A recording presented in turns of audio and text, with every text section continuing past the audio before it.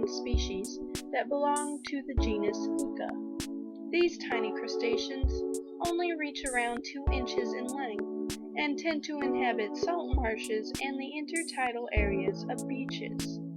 The most distinguishing characteristic of this genus is the presence of an enlarged claw in males that can make up more than half of the crab's total body weight.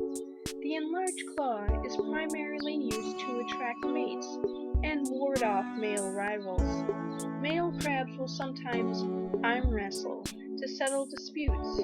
Most have an enlarged right claw, but the left can also end up dominant and enlarged. If the male loses its major claw in battle, its minor claw will grow into a major claw, and a minor claw will regenerate where the previous major claw was.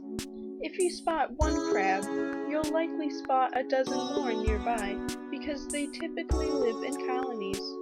Despite having gills, they obtain oxygen from the air, not water. Fiddler crabs will dig small cylindrical burrows up to 2 feet deep and use them to take shelter from predators, the high tide, and the hot sun.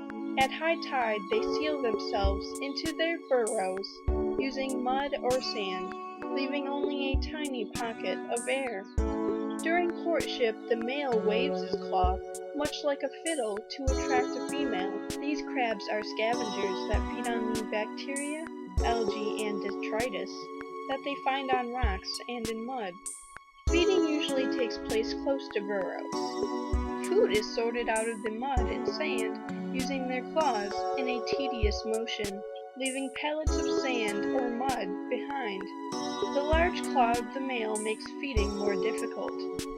These crabs will normally molt once or twice per year.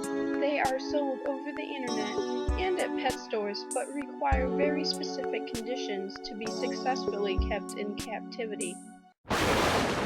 For more